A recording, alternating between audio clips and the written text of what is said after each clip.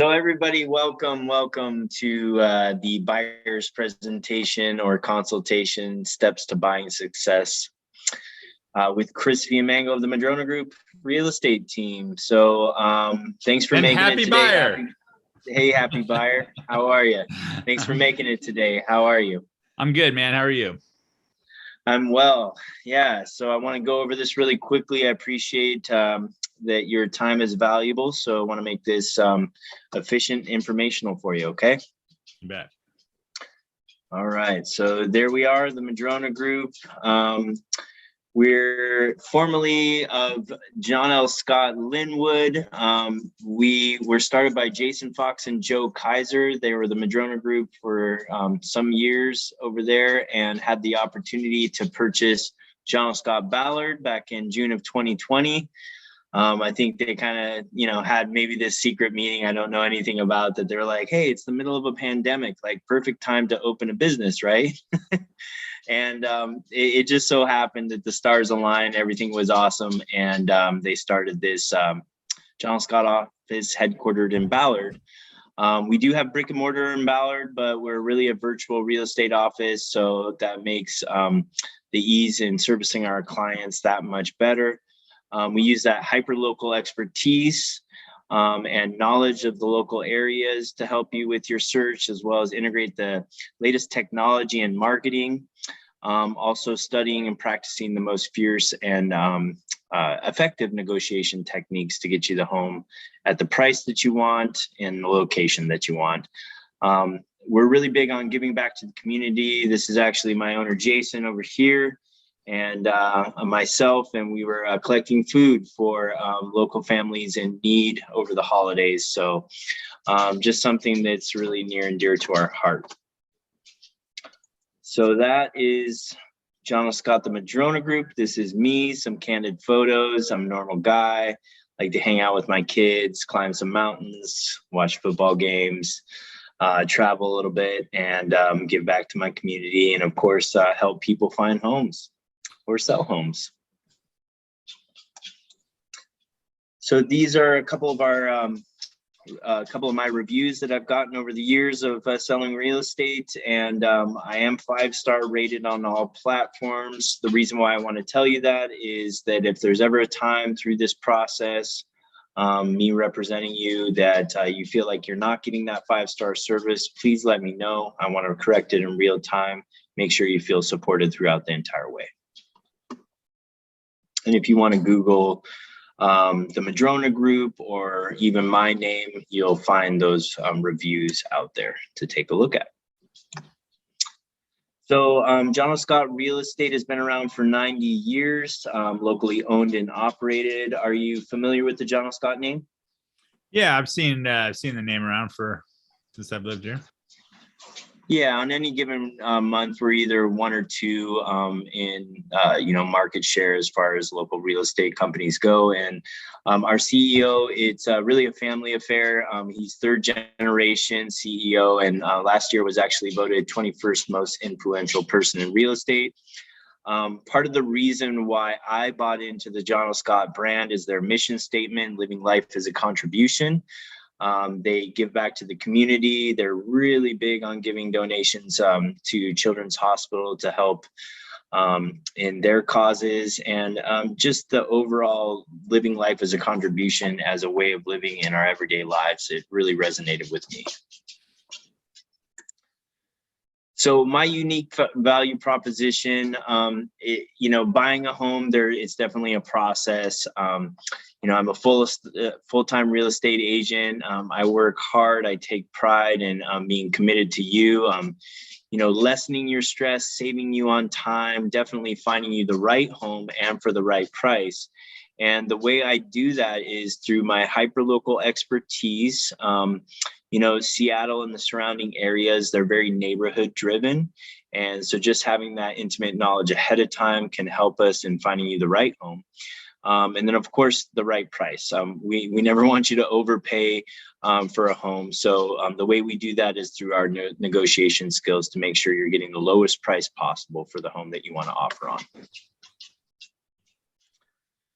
But here's a map of sold homes, just to show you we're kind of all over the place there. Our motto is actually Seattle to Snohomish County, or wherever you are. So you'll see like we've sold some homes up here in Camino Island and in Bellingham area. Over here to Plain, Washington. No, not Blaine, Washington, Plain, Washington. And people always get that confused. So a little town out of Leavenworth there. And then all the way down to Tacoma and everywhere in between. You'll see like most of our transactions taking place in where you're searching, which is going to be real beneficial to you. So yeah, and you can interactively click on this map if you want to and kind of see the homes that we've sold. So today, the goal is to get to know you a lot better and to give you a little bit of knowledge on the market and define what's important. So we're going to do that by getting down a customized search for you based on your wants and needs and what goals you're trying to achieve. We're going to go over some key market strategies, the importance in financing your home and partnering with a lender that you know and trust. What it takes to prepare and negotiate a purchase and sale agreement, and managing the home purchase process and the different timelines that go along with that. So what's important to you? So this is where I really want to get to know you a little bit better. Have you had an opportunity to kind of define what your wants and needs are? No, not really. I mean, we know that we want at least 4 bedrooms. We're looking for like 2,400 square feet, I think. Okay. I think we kind of just want to live in the South Snohomish County area. Okay, awesome. Did you have an idea, single family home, condominium, mansion? What? Yeah, I would like a mansion. Can you make that happen for me, Chris? Absolutely. Anything's possible. Yeah, we're definitely a single family home. Okay. From judging from this, I like craftsman, but we'd probably be fine with traditional and modern. The condition, I don't think we need new construction, but we'd probably prefer like move-in ready, although we could probably do a little bit of work if we needed to. And then, location, I already told you. So. Yeah. Okay, awesome. Yeah, so we'll definitely get that search defined a little bit better. And I will tell you, I do like to keep some of these things broad strokes at first, and that way we don't miss out on something that would otherwise work. I'd like to say all agents are created equally, but it's just not the truth. And some of these listing agents don't input things accurately, so we miss out just based on that. So the way we do that is get you set up on the Northwest MLS instant notifications for all new listings coming on the market. This is the purest and fastest data available, and definitely like to get you set up on this. I can't tell you how many times clients have sent me addresses or MLS numbers, and they're really excited about getting into the home and touring it, and they want to offer on it even sight unseen. And oh, there we go. It's pending. That is because the other search platforms just don't have the fastest data. They do syndicate from the Northwest MLS, but sometimes it takes a little bit of time and they don't get their updates. So the way we circumvent that is to make sure that you're set up here. Now, a couple things when we get you set up. Number one, when you're looking at these listings, you're going to notice this MLS number. So that is basically the property identification. So shoot me that number. It's the easiest way to find it on the MLS. Sometimes the address alone doesn't do it. So that's always going to be the easiest and fastest, most efficient way. And also when it comes to these different properties, you're going to see that you can favorite them by doing the heart icon. You can mark them as a possibility with the light bulb, or discard them altogether with the little trash can. And the reason why that's important is it just gives me a little bit better idea of getting to know you and the feel and flavor that you're looking for when we're searching for homes before we even get in there. Okay. So a little bit about the real estate market today. Have you heard about what's going on? I mean, it's all over the news and everything. It's kind of crazy out there, right? Yeah, I've heard it's a good time to sell a house. Yeah, definitely a good time to sell a house. It's considered a seller's market right now. We're looking at about a half month's inventory, which basically, if between now and 15 days from now, if no other homes came on the market, we'd virtually be sold out. So obviously, with the pent-up demand and the backlog of buyers that we've been experiencing for years in this area, it's definitely a good time to sell. You might be asking yourself, well, is it a good time to buy? I would say the answer to that is yes, just based off a couple things. So we have seen historically, as far as like real estate goes, it's one of the best investments you can make for the future, for your future wealth. And number two, the interest rate right now is historically low. I don't think we've ever seen it this low. It actually just went down last week, interest rates. So, it's a great time to get into the market and watch your money grow. But right now it is a seller's market, and we've got to kind of strategize on how we're going to get our offer looked at, because we may be competing against a few different offers out there when we find the right home. So part of the way we do that is by partnering with a lender, somebody that we know, love, and my clients have used in the past and trust. We like to partner with Premier. The reason why we do that is because they are experts in getting you to this underwriting approval stage here, which basically is making you look just about as good as a cash buyer. So they do that through their systems and processes and the products they have available to their clients. So they, most places will get you, the pre-qualification is really just only as good as the paper it's written on. It's just kind of all stated information. The pre-approval is when they actually have hard copies of your W-2s, tax forms, employment verification. So they go that step further. But this underwriting approval is great because the underwriter who really makes the final decision on your loan has already looked at your financial worthiness, and they've decided that you are clear approval for that loan. So it circumvents any of the things that might come up later on down the line. So I can definitely get you connected with a lender. Ziggy, stop, please. Did you have an opportunity to start the pre-approval process yet? No, man. I called the real estate agents first. Yeah, definitely. And that's par for the course, actually. It's the real estate side is always the more exciting side. The financials, not so exciting, but come on in.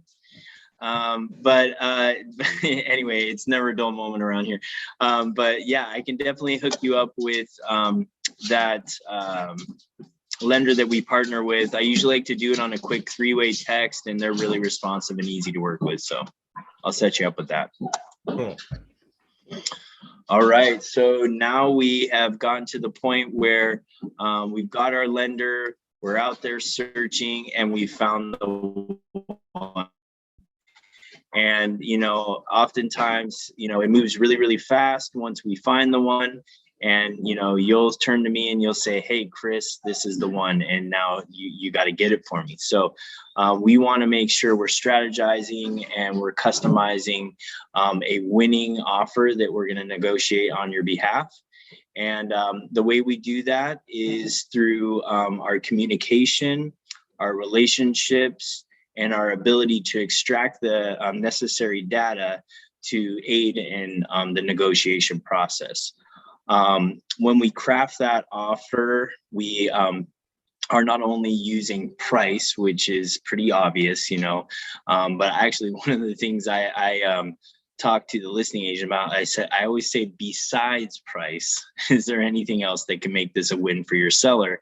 And really, we just want to have the ability to listen there, because sometimes it has to do with, they need to, they need the money to move on to another home. So it's going to be a timing issue.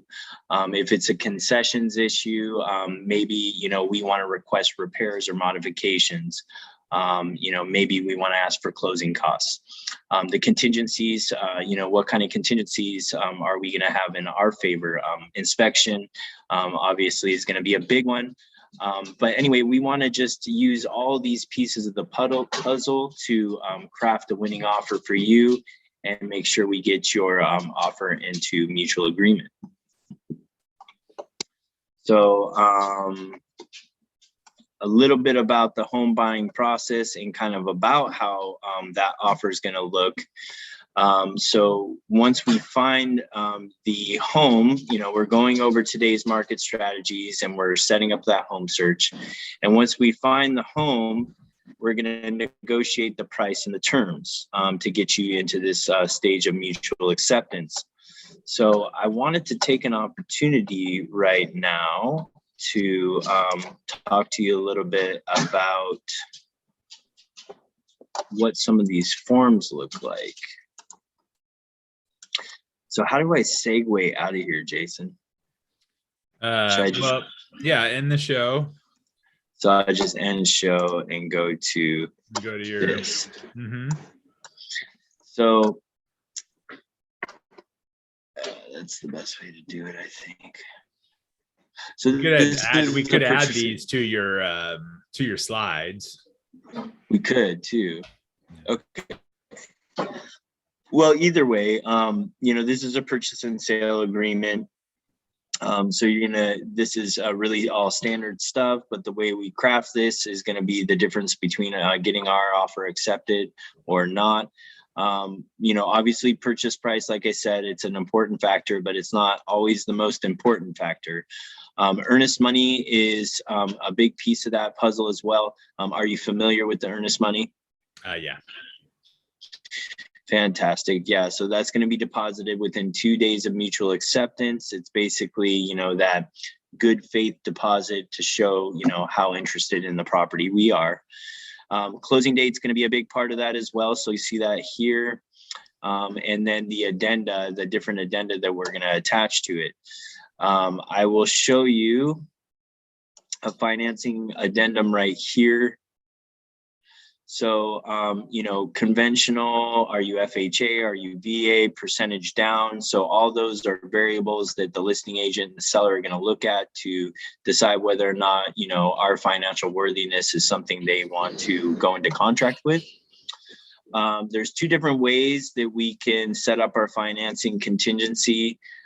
This is the standard one, seller's notice to perform, which gives 21 days from mutual acceptance for us to get this financing contingency basically out of the way. So this is the most protection for us. But when we get you to the point where we already know that you're in final approval, so you get to that underwriting approval, you basically can get to where you can waive this financing contingency. So I know that sounds kind of scary, but I'm not going to waive the financing contingency unless you're fully underwritten, which means the underwriter's already approved your financing. So it's kind of a moot point.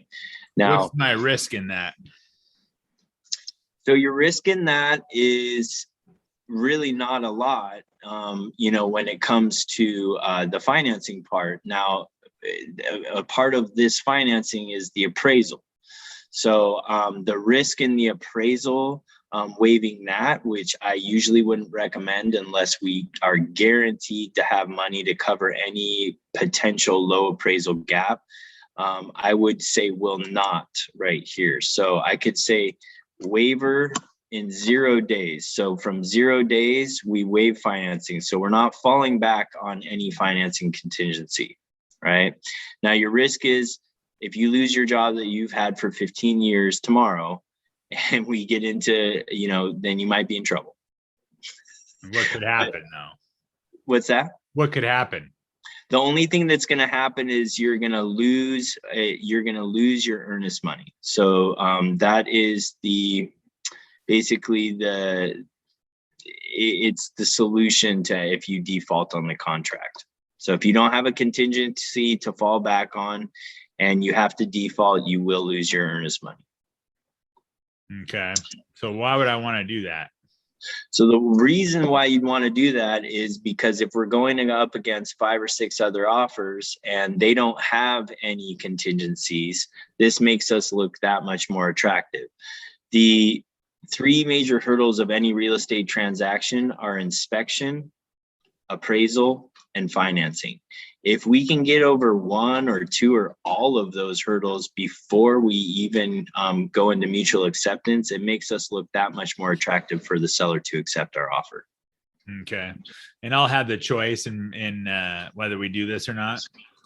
Of course. Yeah. Every time that we, case by case, that is one thing that we have to look at. I can't tell you exactly what this offer is going to look like because I don't know exactly what our competition is going to be like.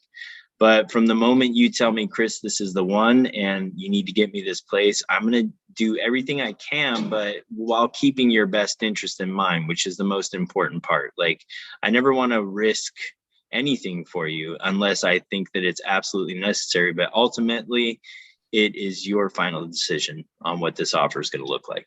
Yeah. And then, a couple other things in that same vein are the commonly used kind of outside of the box. It was like before we'd never see this stuff, but regarding that appraisal addendum, so this is pretty commonplace. So prices are going crazy, offers are getting bid way above list price. And there's a certain point at which you're like, I don't know if the appraiser is going to agree with this value.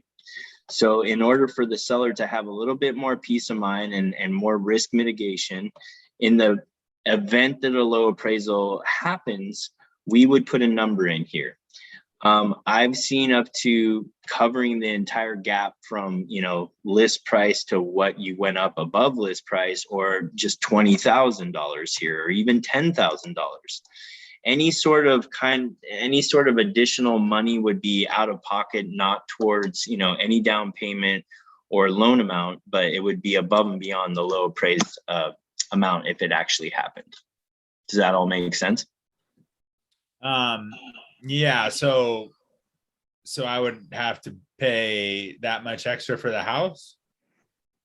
No, so you're never going to pay more than what your contract price is, but you might not get a loan up to that amount. So the appraiser is going to come in. They're basically the, bank's inspector, and they're going to make sure that, they don't want you to overpay for the property. So they're going to make sure that their risk is good to lend on the property. And they're going to use all the data in the neighborhood. And they can only use sold comparable properties to appraise the subject property. So sometimes, and it hasn't happened a lot in the last couple of years, but sometimes you'll get a low one. And this is kind of giving you that little bit of cushion, if you will, a little bit of protection for the seller. Okay. And this is something I have to do? Not at all. Not at all.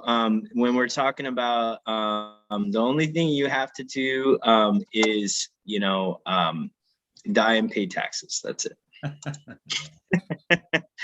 No, actually, so this isn't something you have to do at all either. Again, it's just another piece that makes it that much, more uncomfortable for the seller to say no to our offer on. Yeah. And that's where I want to get you. Like, if I feel that it's necessary to use something like this, I'll recommend it. Again, the final decision is all yours. But I'm just trying to craft the best, most just tantalizing offer as possible. And then another way we do that is with the inspection.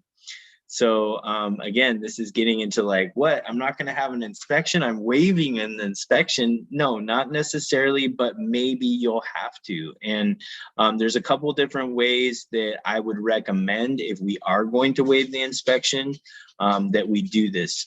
So number one is we can request to see if they have a seller procured inspection. A lot of the times the seller will perform an inspection prior to listing the home.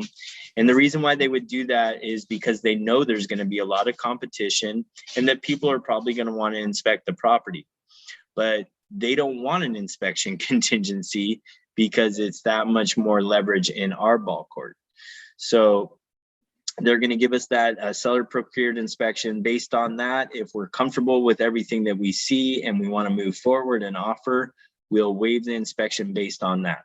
Another way we can do it is we do our own pre-inspection. So we request to go in, we hire our inspector ahead of offer time, we inspect the entire property, we find all the facts about it, and then we move forward with an offer based on that inspection. That's the way I would recommend if we have time. But the average days on market in our local area right now is 7 days. So as you can imagine, if we're looking at 3 or 4 properties trying to make a decision and we want to inspect all of them over the course of just a few days before we have to submit our offer, timelines can get a little bit crunched. So again, this would be your decision. We could also put in. Well, I already know I want an inspection. Right. So, and I would never recommend not doing an inspection. I always recommend doing it. So, you know, if we're in a position where we are going to be up against other people waiving inspections, and I already know that, chances are for us to get an inspection when others aren't doing it are going to be, you know, very nil. But we can circumvent that by doing a pre-inspection. So we'll just want to, I have inspectors at the ready to get out to properties and inspect them for us prior to offer. And I think that if we're up against others, that's the best strategy. So, and then last but not least, the escalation addendum. So another strategy for making sure we don't overpay for the property, but we also don't lose out, is to do what's called an escalation clause. So what we do here is we say that we will offer set amount. Let's just use $500,000. So we're going to offer $500,000, which is list price on a property that we really, really like. If the net price of this offer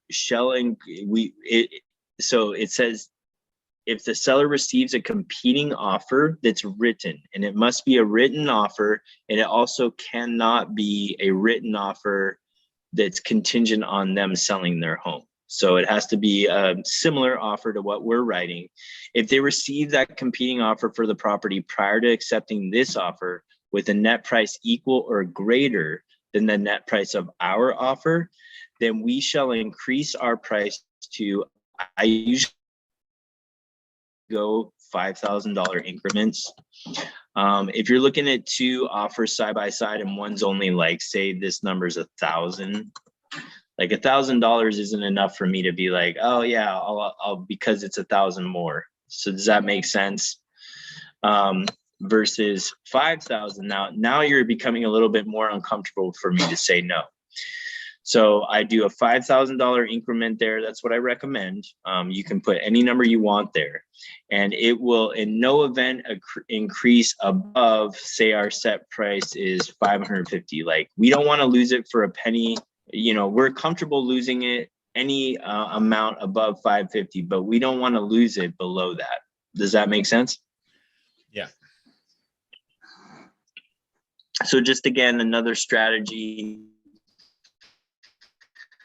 for us to make sure, you know, we're the best offer out there. All right, so that's a little bit about the forms. So this is the home purchase process. So we've we've gone through all those forms. We've negotiated everything: price, terms, concessions, contingencies, and now we're at mutual acceptance. So We deposit that earnest money, like I said, within 2 days of offer into escrow. You make your official loan application within 5 days of mutual acceptance. So this is where the lender can actually lock in your rate officially with that physical address. You move through all the contingencies, some of which we already discussed. So, the inspection is the number one that we need to get through. If there's any repairs, modifications, requests for closing costs, or anything that we need to do at that time, we'll negotiate that through until we all agree. Once we all agree, we order the appraisal, and the appraisal process begins. The bank's inspector is going to get in there, make sure that's a good risk for them to loan on. If it is, and all is well, then we move on to final loan approval with that appraisal. The lender looks at everything once more again, probably have been looking at your situation and financial worthiness through and through all the way, and they make sure they get you that clear to close final approval. Parallel to that, you'll see title reviewing any clouds, liens, encroachments on the property, anything that would make it so it's not sellable. They want to make sure they can deed this property in your name. And then escrow will just be making sure they cross any final T's, dot the I's, and make sure they're scheduling your final signing. So when you go to your final signing, and we've, you sign everything, that huge stack of forms and contract stuff, and we go to the day of closing. The county, it will be released to be recorded with the county. So once we get recording numbers and everything is deeded in your name, the home is officially yours. I get to meet you out there and give you keys. And it's just simple, just like that. Very, very simple.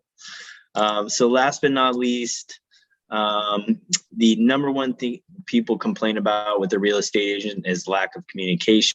So my promise to you is that I'm going to stay in direct communication through the entire process, from start to finish, while we're in the transaction, while we're searching for homes.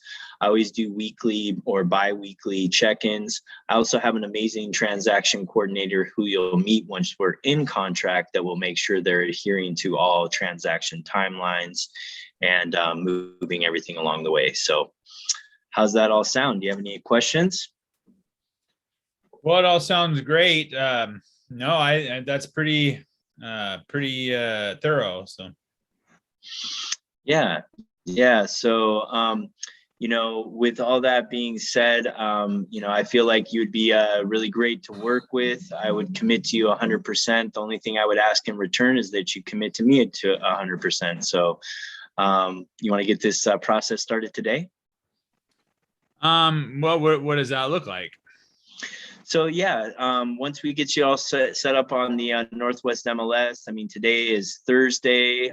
So typically new homes on market are coming on Wednesday and Thursday. So we'll probably find some stuff that we want to take a look at right away and set you up on that portal on the MLS. And you can let me know anything that you want to see right away, and we'll get you out to some properties to see them in person this weekend.